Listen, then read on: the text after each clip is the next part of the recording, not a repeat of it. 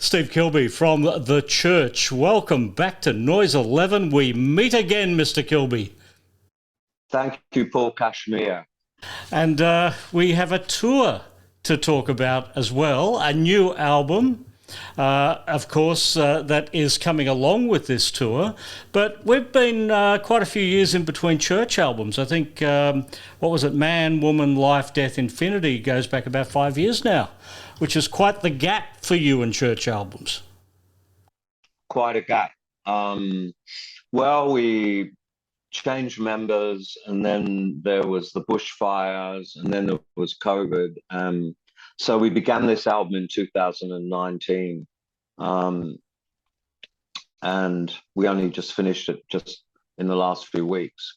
You mentioned the lineup adjustments in there. Ash Naylor has been touring with the band. Is Ash a fully fledged member of the church now? Fully fledged member, and boy, I'm glad I trusted my intuition on that. He has just worked out so well. He's just such a great player. He really is. What can I say? He's like,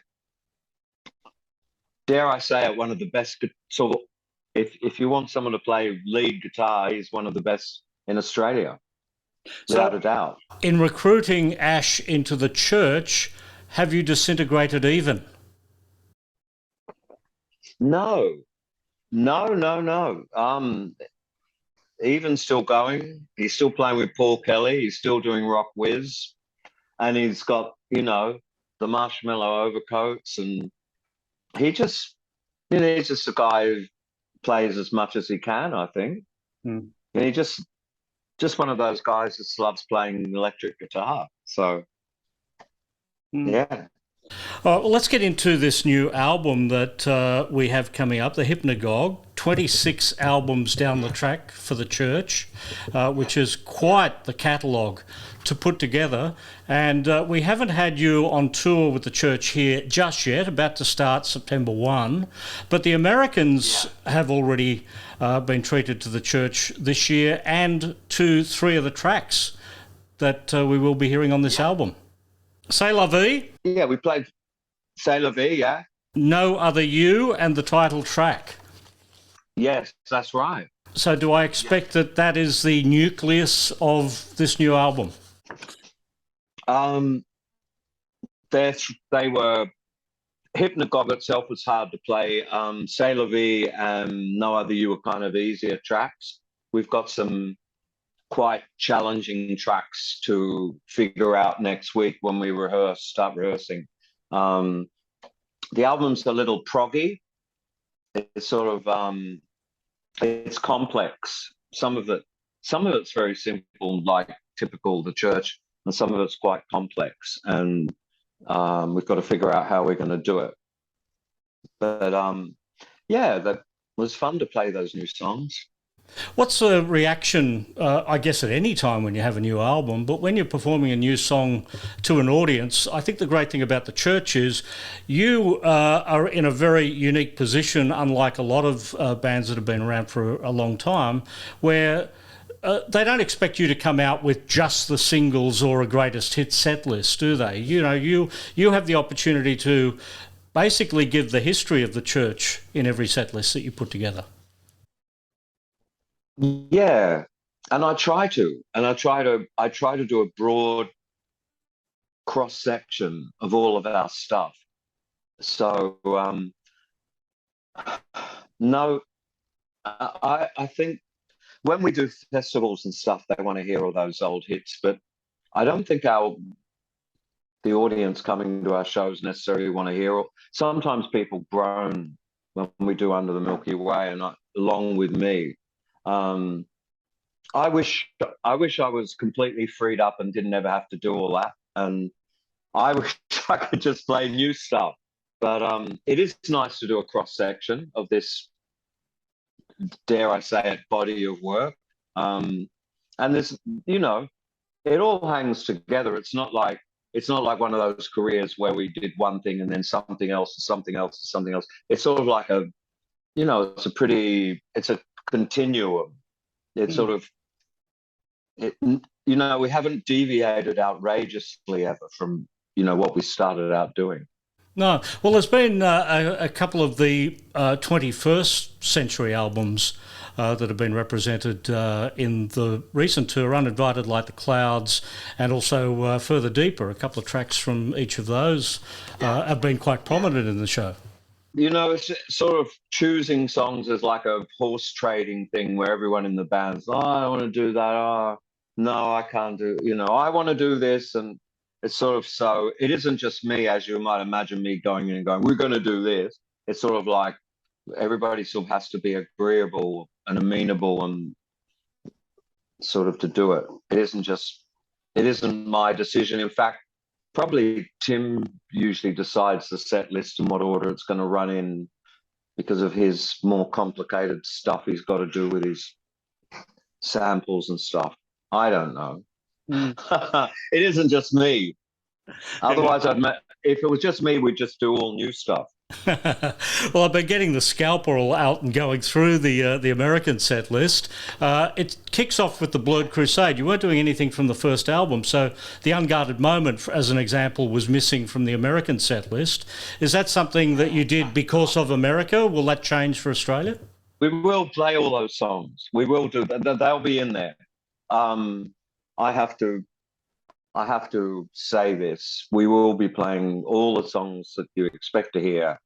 We will do those. America Unguarded Moment wasn't a hit, so we don't have to play it. Fair enough. I mean, why would I fucking want to play Unguarded Moment? Seriously.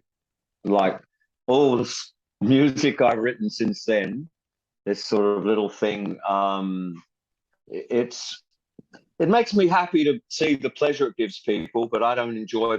See, there's two things. There's one when you play a song and you can enjoy the happiness people get from it, and then I guess there's three things. And then there's the song you play, which you enjoy playing, they don't want to hear. And then there's the best one of all is when you play a song you love playing and they love hearing it.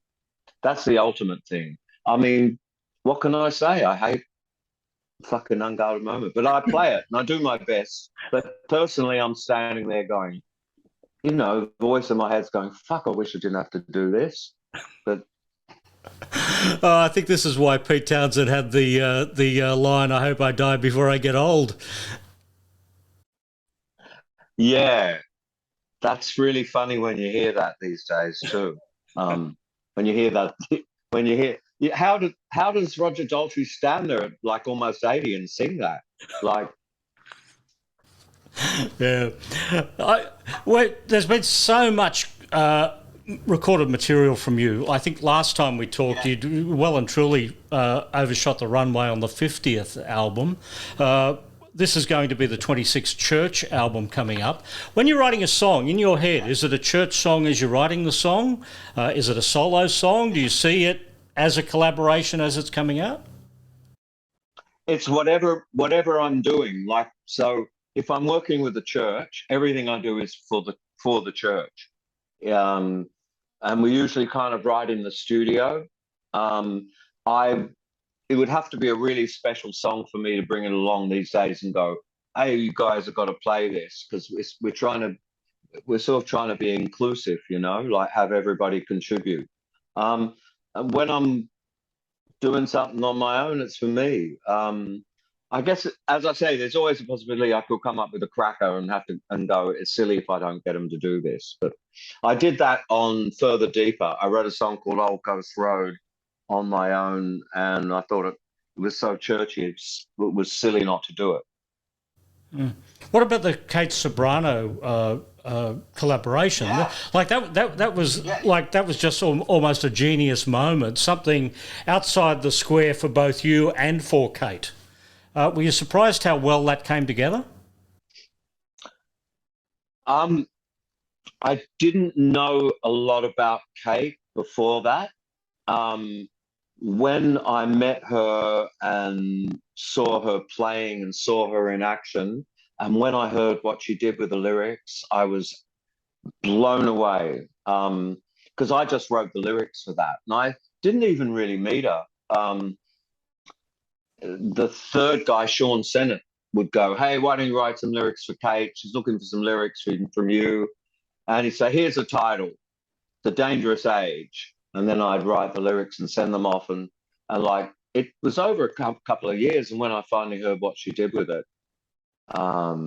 yeah, very impressed.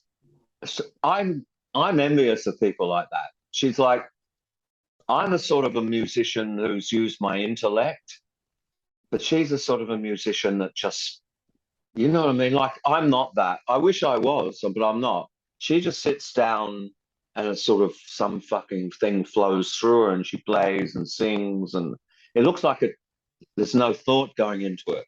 Where I'm standing there all the time thinking, you know, from creating through to playing, it's my kind of brain is doing this all. I'm not being taken over by some spirit that makes all this music come out. And you can tell that. You can see, you know what I mean? And everybody is a sort of an admixture of those two things of like pure intelligence and pure sort of what I guess what you would call talent or soul.